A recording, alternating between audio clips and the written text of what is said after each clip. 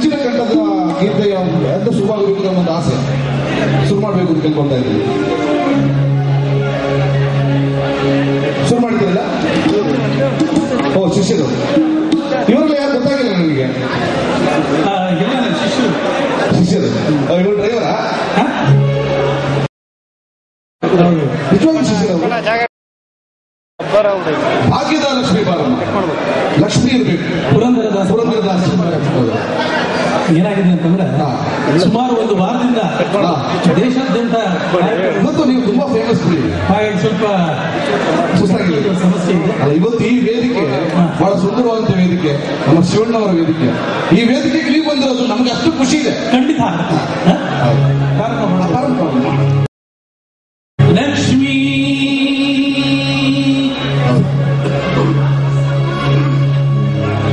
Lakshmi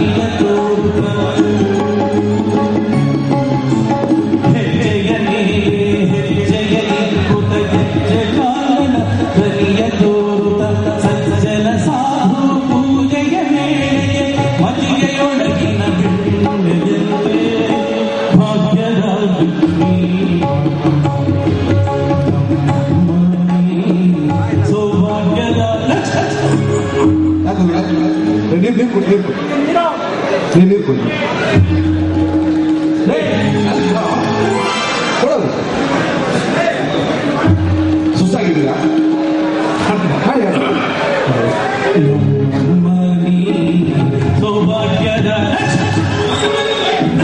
sir ಯಾಕೆ ಲಕ್ಷ್ಮಿಗೆ ಹೊಡಿತಾ ಇದ್ದೀರಿ? ಹಾಡ್ಬೇಕು, ಸಂಪೂರ್ಣ ಆಗ್ಬೇಕಿತ್ತು. ಹಾಡು ಸಂಪೂರ್ಣ ಆಗ್ಬೇಕು, ಇಲ್ಲಂದ್ರೆ ಅಭಾಸ ಆಗುತ್ತೆ. ಮೊದಲ ಗೀತೆ ಇದೆ.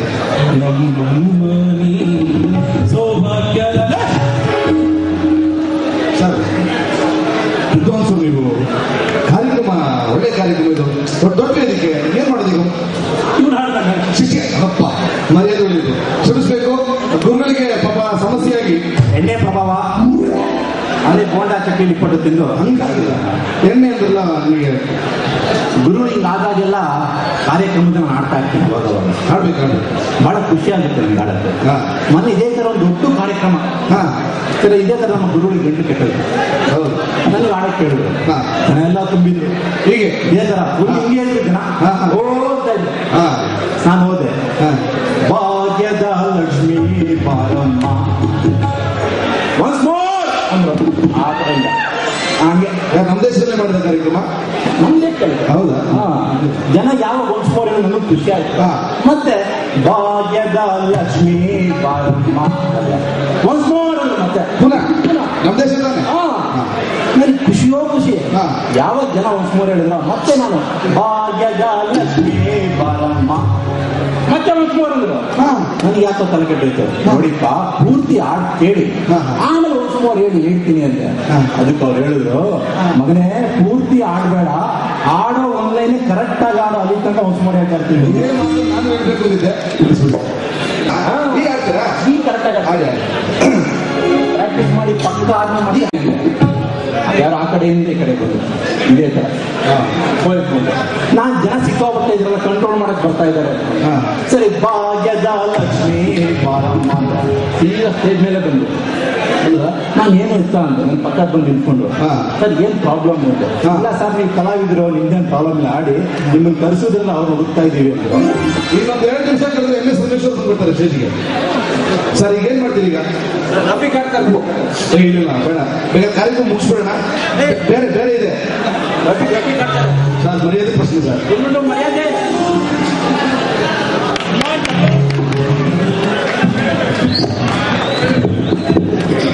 ಏನ್ ಮಾಡ್ತಾನೋ ಏನ್ ಆಟನ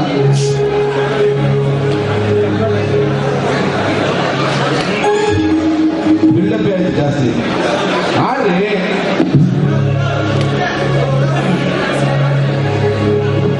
ಹಲ್ವಾ ಹಲ್ವಾ, ಅದು ಹಲ್ವಾ ಹಲ್ವಾ ಅಲ್ಲ, ಹಲೋ ಹಲೋ.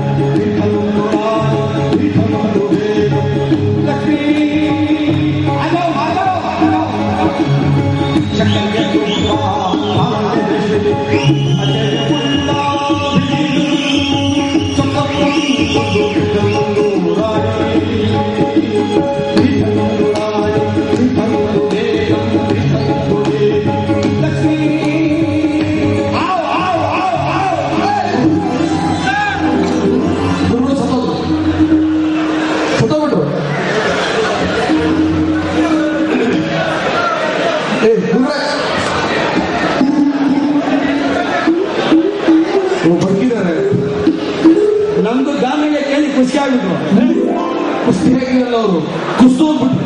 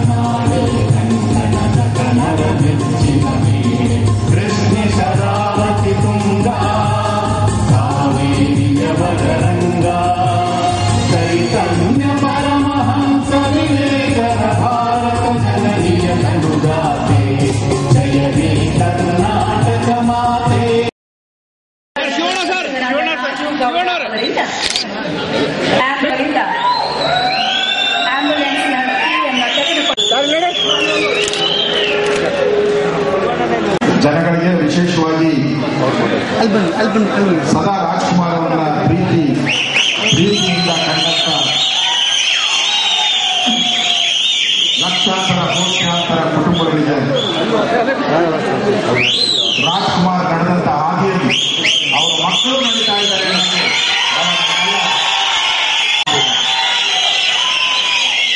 ಅದೇ ರೀತಿ ಅವರ ಕುಟುಂಬ ಶಿವರಾಜ್ ಕುಮಾರ್ ಅವರು, ಪುನೀತ್ ರಾಜ್ಕುಮಾರ್ ಅವರು, ಇಡೀ ಅವರ ಕುಟುಂಬ ಇವತ್ತು ಕನ್ನಡ ಭಾಷೆ ಸೇವೆಗೆ, ಕನ್ನಡ ಕಲಾವಿದರ ಜೊತೆಯಲ್ಲಿ ಕನ್ನಡ ಚಿತ್ರರಂಗವನ್ನು ಬೆಳೆಸ್ತಾ ಇರ್ತಕ್ಕಂಥದ್ದು ನಮ್ಮೆಲ್ಲರಿಗೂ ಹೆಮ್ಮೆ.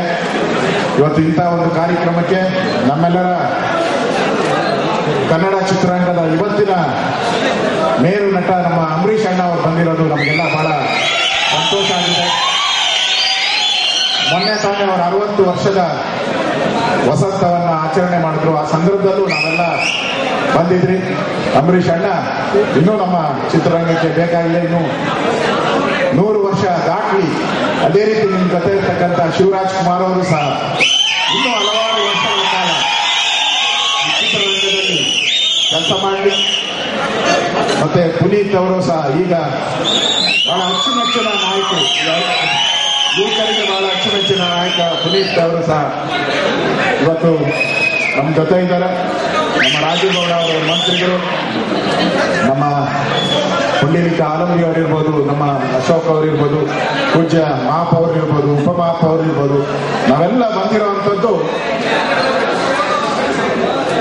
ಯಾರೋ ಒಬ್ಬ ಚಿತ್ರನಟನಿಗೆ ನೋಡಕ್ಕೆ ಅಥವಾ ಚಿತ್ರನಟನಿಗೆ ಅಭಿನಂದನೆ ಸಲ್ಲಿಸಕ್ಕೆ ಬಂದಿಲ್ಲ. ನಾನು ಬಂದಿರುವಂಥದ್ದು, ನಾನೊಬ್ಬ ಪರಮ ಭಕ್ತ ರಾಜ್ಕುಮಾರ್ ಅವರು.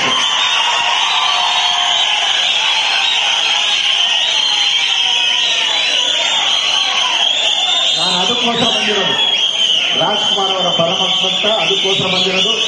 ಅವರ ಕುಟುಂಬ ಅದೇ ರೀತಿ ರಾಜ್ಕುಮಾರ್ ಅವರ ಹಾದಿಯಲ್ಲಿ ನಡೀಲಿ. ಅವರಿಗೆ ಕನ್ನಡದ ಎಲ್ಲ 6 ಕೋಟಿ ಜನ ಅವ್ರ ಜೊತೆ ಇರ್ತಾರೆ, ಸದಾ ಇರ್ತಾರೆ. ಕನ್ನಡದ ಉಳಿವಿಗೆ, ಕನ್ನಡದ ಕಲಾವಿದರ ಉಳಿವಿಗೆ ತಾವು ಕೆಲಸ ಮಾಡ್ತಾ ಇದ್ದೀರಾ. 50 ವರ್ಷಗಳ ವಸಂತ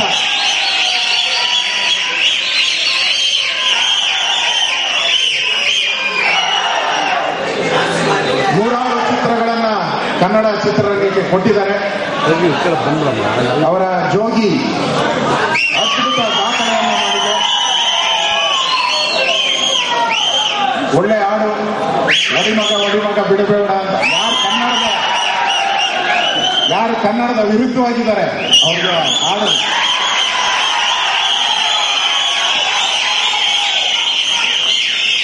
ಕನ್ನಡದ ಪರವಾಗಿ ಡಾಕ್ಟರ್ ರಾಜ್ಕುಮಾರ್ ಅವರು ಗೋಕಾಕ ವರದಿಯಲ್ಲಿ ಬೀದಿಗಿಳಿದು ಹೋರಾಟ ಮಾಡಿದ್ದಾರೆ.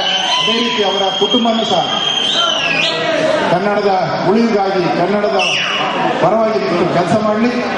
ನಮ್ಮ ಸರ್ಕಾರ, ನಮ್ಮ ಮುಖ್ಯಮಂತ್ರಿಗಳು, ನಾವಿರ್ಬೋದು, ನಮ್ಮ ಮೇಯರ್ ಇರ್ಬೋದು, ನಾವೆಲ್ಲರೂ ಅವರ ಕುಟುಂಬಕ್ಕೆ ಬಹಳ ಸ್ನೇಹಿತ. ನಾನು ಈಗ ನಮ್ಮ ಗೋವಿಂದ ಅವರು ಹೇಳ್ತಾ ಇದ್ರು, ನೀನೊಬ್ಬನೇ ಅಣ್ಣ, ಅವ್ರ ಪರಿವಾರದ ಯಾವುದೇ ಕಾರ್ಯಕ್ರಮ ಆದ್ರೂ ಬರ್ತೀಯ ಅಂತ. ಮುಂದೇನೂ ಬಂದಿದ್ದೀನಿ, ಇವತ್ತು ಬರ್ತೀನಿ, ದೇವರ ಅವಕಾಶ ಇದ್ರೆ ಮುಂದೇನೂ ಬರ್ತೀನಿ ಅಂತ ಮಾತನ್ನು ಹೇಳಿ ಅವರಿಗೆ ಶುಭ ಕೋರಿ ಒಳ್ಳೆಯದಾಗಿ ಅವರಿಗೆ ದೇವರು ಇನ್ನೂ ಹೆಚ್ಚು ಆಯುಷ್ಯನ್ನ ಕೊಟ್ಟು ಕನ್ನಡ ಚಿತ್ರರಂಗವನ್ನು ಬೆಳೆಸುವಂತಕ್ಕೆ ಅವರಿಗೆ ಭಗವಂತ ಆಶೀರ್ವಾದ ಮಾಡಲಿ ಅಂತ ಆ ತಾಯಿ ರಾಜೇಶ್ವರಿಗೆ ಪ್ರಾರ್ಥನೆಯನ್ನು ಮಾಡಿ ನಾನು ಮಾತು ಮುಗಿಸ್ತಾ ಇದ್ದೀನಿ. ಧನ್ಯವಾದ. ಹುಟ್ಟುಹಬ್ಬದ ಶುಭಾಶಯಗಳು. Happy birthday. Thank you. ನಾನೇನು ಮಾತಾಡೋದೇನು ಹೆಚ್ಚಿಲ್ಲ. ಆದರೆ ಇವತ್ತು ಅಶೋಕಣ್ಣವ್ರು ಹೇಳಿದ ಪ್ರಕಾರ ಅವರು ಯಾವ ತರ ರಾಜ್ಕುಮಾರ್ ಸರ್ ಭಕ್ತರೋ, ನಾನು ಶಿವಣ್ಣನ ಭಕ್ತನ. ಯಾಕಂದ್ರೆ ನಾನು ಮೊದಲು ಗೆದ್ದಿರೋದು ತಮಿಳುನಾಡು ಪಾರ್ಟಿಯಿಂದ ಗೆದ್ದಿದ್ದೆ. ಹೋದ ಸಲ ನಾನು ತಮಿಳುನಾಡು ಪಾರ್ಟಿಯಿಂದ ಗೆದ್ದಿದ್ದೆ. ನಾ ಎಲ್ಲೇ ಚುನಾವಣಾ ಪ್ರಚಾರ ಹೋದ್ರೆ ನಮ್ಮ ಹಾಡೇ ಇರ್ತಿತ್ತು, ಹುಟ್ಟಿದರೆ ಕನ್ನಡ ನಾಡಲ್ಲಿ ಹುಟ್ಟಬೇಕು, ಮೆಟ್ಟಿದ್ರೆ ಅಣ್ಣವ್ರ ಹಾಡ್ಮೇಲೆ ಮೊದಲನೇ ಸರಿ ನಾನು ಗೆದ್ದಿರೋದು. ಇವತ್ತು ನಿಜಕ್ಕೂ ಬಹಳ ಸಂತೋಷ ಆಗ್ತದೆ. ಯಾಕಂದ್ರೆ ಇಂಥ ಒಂದು ಇವತ್ತು ಶಿವರಾಜ್ಕುಮಾರ್ ಅಣ್ಣವರಾಗಿರ್ಬೋದು, ಪುನೀತ್ ಅಣ್ಣವರಾಗಿರ್ಬೋದು, ರಾಘವೇಂದ್ರ ರಾಜ್ಕುಮಾರ್ ಅಣ್ಣವರಾಗಿರ್ಬೋದು, ಇವರೆಲ್ಲರೂ ಪ್ರೂವ್ ಮಾಡಿದ್ದಾರೆ. ಹುಲಿ ಹೊಟ್ಟೆಯಲ್ಲಿ ಹುಲಿನೇ ಹುಟ್ಟದೆ, ಬೇರೆ ಕನ್ನಡ ವಿಷಯ ಬಂದಾಗ ಅಣ್ಣವ್ರು ಯಾವತ್ತು ಎದ್ದಂತೂ ಮೊದಲು ಧ್ವನಿ ಅಣ್ಣವ್ರಿಗಾಗಿರ್ತಿತ್ತು. ಅದೇ ತರ ಒಂದು ಮೊನ್ನೆ ಮಾಧ್ಯಮದಲ್ಲಿ ನಾನು ನೋಡಿದೆ, ಈ ಒಂದು ಡಬ್ಬಿಂಗ್ ವಿಷಯ ಬಂದಾಗ ಶಿವಣ್ಣವ್ರು ಮಾತಾಡಿದ್ರು.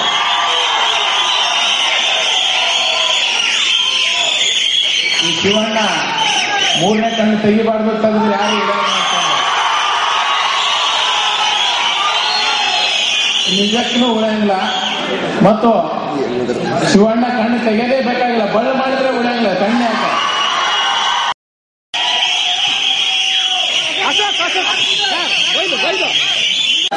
ನಾವೆಲ್ಲರೂ ಅಣ್ಣನವ್ರು ಕಲಿಬೇಕಾಗಿದೆ. ನಡೆಯಲಿದೆ. ಸಚಿವರಿಗೆ ಧನ್ಯವಾದಗಳು.